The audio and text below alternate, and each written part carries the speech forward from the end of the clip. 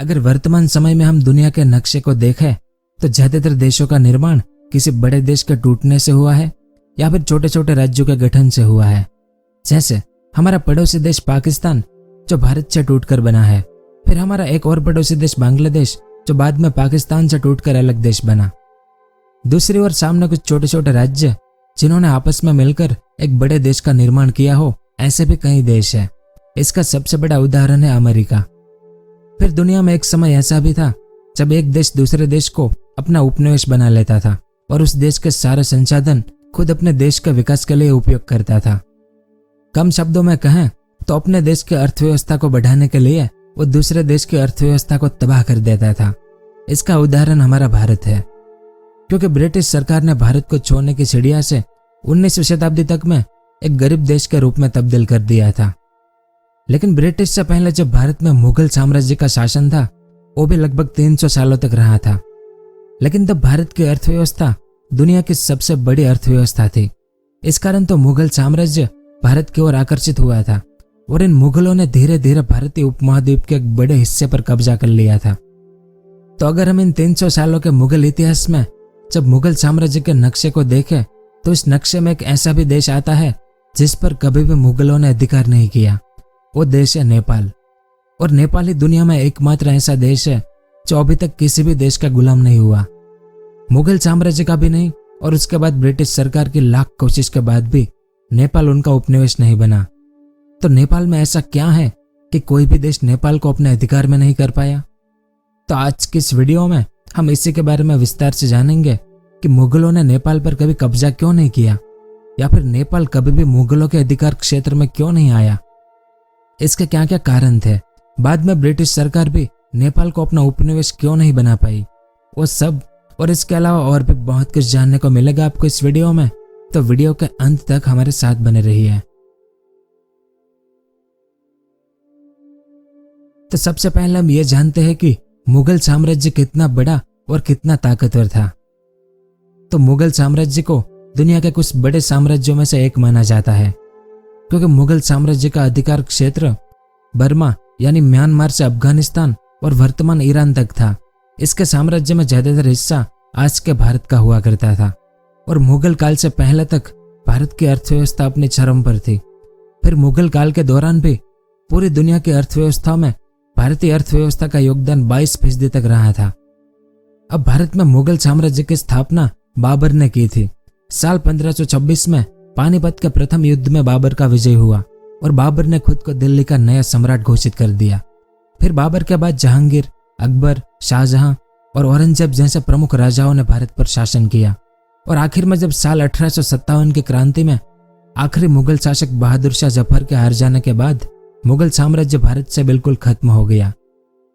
लेकिन अपने 300 सालों के इतिहास में मुगल शासकों ने भारत और इसके आसपास के हर हिस्से पर अधिकार करने की कोशिश की, लेकिन मुगलों ने नेपाल पर अधिकार करने का विचार भी नहीं किया कभी। और मुगलों के सबसे क्रूर शासक और सीमाओं के भूखे औरंगजेब ने भी कभी भी नेपाल पर आक्रमण करने का प्रयास नहीं किया। लेकिन ऐसा क्यों था? इसके क्या कारण थे कि मुगल साम्राज्य नेपाल को कभी भी अपने अधिकार में नहीं ले पाया? तो इतिहासकारों के अनुसार ऐसा नहीं है कि किसी भी इस्लामिक शासकों ने नेपाल पर आक्रमण नहीं किया। इस्लामिक शासकों ने नेपाल पर 2 बार आक्रमण के प्रयास किए, लेकिन दोनों ही बार ये प्रयास व्यर्थ हो गया। दोनों ही प्रयासों में इस्लामिक शासकों को हार का मुंह देखना पड़ा। जैसे नेपाल पर पहला आक्रमण साल 1349 में बंगाल के शासक शमशुद्दीन इलियास शाह ने किया था। उसने नेपाल की राजधानी काठमांडू को लूटने का प्रयास किया, लेकिन वहां पर नेपाल की गोरखा सेना होने के कारण वो जल्दी पीछे हट गया। उसके बाद 18वीं शताब्दी में बंगाली शासक सुल्तान मीर कासिम ने नेपाल पर आक्रमण किया, लेकिन उसका प्रयास भी विफल हो गया। इसके बाद किसी भी इस्लामिक शासक ने नेपाल पर अधिकार करने का प्रयास नहीं किया। यानी भारत और चीन की सीमा पर बसा यह देश मुगलों के आक्रमण से हमेशा बचा रहा, लेकिन नेपाल पर मुगलों के आक्रमण ना करने की कुछ वजह थी। जैसे जिनमें से पहली वजह नेपाल की भौगोलिक स्थिति थी, क्योंकि नेपाल का भौगोलिक रूप दुनिया के सबसे दुर्गम क्षेत्रों में आता है। दुनिया के 10 सबसे बड़े पर्वतों में से 8 पर्वत तो अकेले नेपाल में आते हैं। यानी नेपाल जैसे पहाड़ी क्षेत्र पर मुगलों के द्वारा विजय प्राप्त करना एक कठिन काम था। वहीं उस समय मुगलों के पास युद्ध करने के लिए ज्यादातर सेना घोड़े, ऊंटों या हाथियों का इस्तेमाल करती थी और हाथी और घोड़े ही मुगल सेना की ताकत की पहली पंक्ति माने जाते थे। लेकिन नेपाल तक पहुंचने के लिए चुनौतीपूर्ण पहाड़ों में से होकर हाथी और घोड़ों को ले जाना काफी मुश्किल काम था, क्योंकि ज्यादातर हाथी और घोड़े इन पहाड़ी क्षेत्रों में ही मारे जाते थे। वहीं हिमालय जैसे दुर्गम क्षेत्र में ज्यादा ठंड की वजह से मुगल सैनिक भी नेपाल तक पहुंचने वाले रास्तों को पार नहीं कर पाते थे। इस वजह से मुगल साम्राज्य ने नेपाल पर अधिकार करने का विचार नहीं किया। दूसरा कारण था कि नेपाल पर अधिकार करना लाभहीन था। अब इतिहास में ज्यादातर युद्ध दूसरे राज्यों के धन को प्राप्त करने के लिए तो किए गए थे, तभी तो मुगलों ने बार बार भारत के दक्षिणी राज्यों पर आक्रमण वहां के मंदिरों में पड़े हुए सोने और धन को प्राप्त करने के लिए किए थे। लेकिन नेपाल पर युद्ध करने के लिए सेना भेजना मुगलों के लिए फायदे का सौदा नहीं था। इतिहासकारों के अनुसार नेपाल पर विजय करना आर्थिक रूप से लाभदायक नहीं था, क्योंकि नेपाल जैसे देश पर हमला करने के लिए बहुत सारे संसाधनों की आवश्यकता थी। नेपाल पहाड़ी क्षेत्र में बसा होने के कारण इस पर अधिकार करने के लिए जितने धन की आवश्यकता पड़ती उतना धन मुगलों को नेपाल में नहीं मिलने वाला था। अब ऐसा नहीं है कि नेपाल एक गरीब देश था। नेपाल की राजधानी काठमांडू आर्थिक रूप से संपन्न थी, क्योंकि नेपाल भारत और तिब्बत के बीच व्यापार का केंद्र हुआ करता था। लेकिन मुगल साम्राज्य भारत का उस समय का सबसे ताकतवर और शाही समूह माना जाता था। मुगल उन राज्यों पर आक्रमण करके अपना समय और संसाधन बर्बाद नहीं करते थे जो उनके लिए लाभहीन होते थे। और इतना ही नहीं, नेपाल ने तिब्बत और मुगल साम्राज्य के बीच व्यापार को फलने फूलने के लिए मार्ग भी प्रदान किया था। ऐसे में अगर मुगल साम्राज्य नेपाल पर आक्रमण कर दे तो मुगलों को तिब्बत के साथ होने वाला व्यापार में नुकसान होता, और तिब्बत के साथ होने वाले नुकसान की वजह से मुगलों को लद्दाख और हिमालय बेल्ट के राज्यों से मिलने वाला व्यापार कर का भी भारी नुकसान होता, जिससे मुगल अर्थव्यवस्था प्रभावित हो जाती। इस कारण मुगलों के लिए नेपाल पर आक्रमण करना मुगल अर्थव्यवस्था के लिए लाभदायक नहीं था। इसके बाद अगला कारण है कि मुगलों की रुचि नेपाल में नहीं थी, क्योंकि मुगल इस्लाम धर्म को मानते थे। वहीं नेपाल हिमालय पर्वत में होने के कारण हिंदुओं और बौद्धों का घर माना जाता है। नेपाल में हिंदू और बौद्ध हिमालय की उपासना करते थे। हिंदुओं और बौद्धों के लिए हिमालय के पहाड़ और नदियां उनके देवी देवता थे, क्योंकि हिंदू धर्म में पहाड़ और नदियों को देवता माना जाता है, जबकि बौद्ध धर्म के अनुयायियों को पहाड़ी क्षेत्र में ही रहना पसंद है। लेकिन मुगलों को हिमालय क्षेत्र और उनके पहाड़ों में कोई दिलचस्पी नहीं थी।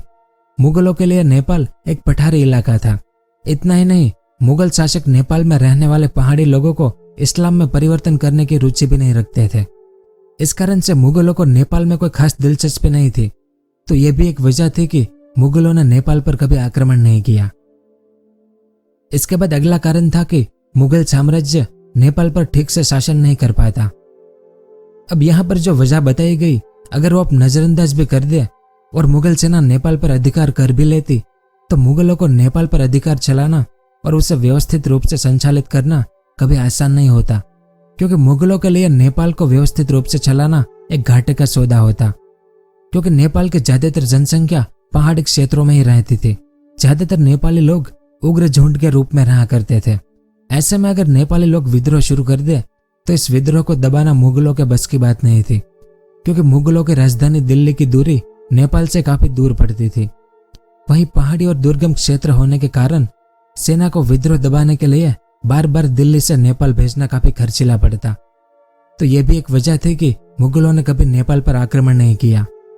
लेकिन कुछ इतिहासकार यहाँ भी दावा करते हैं कि नेपाल में गोरखा का साम्राज्य होने के कारण मुगलों ने कभी भी उस पर आक्रमण नहीं किया।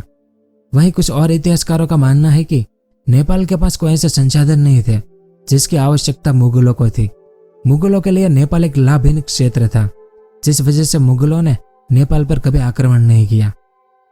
और फिर जिस ब्रिटिश साम्राज्य का अधिकार पूरे भारतीय उपमहाद्वीप पर था, उसने भी नेपाल पर कभी भी अधिकार करने की कोशिश नहीं की। ब्रिटिश सरकार और नेपाल के बीच 1814 में एंग्लो नेपाली युद्ध हुआ, जो 1816 तक चला। इस युद्ध में अंग्रेजों की विजय हो गई और अंग्रेजों को नेपाल का कुछ हिस्सा भी मिल गया। लेकिन इस युद्ध के बाद अंग्रेजों ने नेपाल के और अधिक क्षेत्र पर कब्जा करने की कोशिश नहीं की, क्योंकि इस युद्ध के बाद अंग्रेजों और नेपाल के बीच नवंबर 1816 में सुगौली की संधि हो गई, जिसमें नेपाल को एक स्वतंत्र देश घोषित कर दिया गया। और इस संधि के बाद ब्रिटिश सरकार ने कभी भी नेपाल पर आक्रमण नहीं किया। और जानकर आपको हैरानी होगी कि साल 1857 की क्रांति को दबाने के लिए नेपाल ने अंग्रेजों को 12,000 गोरखा सैनिक दिए थे और गोरखा सैनिकों की वजह से ही 1857 की क्रांति में अंग्रेजों को बढ़त मिल गई और ये क्रांति विफल रही। तो यह सब कुछ था इस वीडियो में। उम्मीद है आपको कुछ जानने को मिला होगा। अगर वीडियो पसंद आया हो तो इसे लाइक जरूर करें। पूरा वीडियो देखने के लिए आपका बहुत बहुत धन्यवाद। अगर आपको इस तरह के इंफॉर्मेटिव वीडियो देखना पसंद है तो हमारे इस चैनल को सब्सक्राइब करें और हमारी नई वीडियो सबसे पहले देखने के लिए इस बेल आइकन को भी जरूर दबाएं।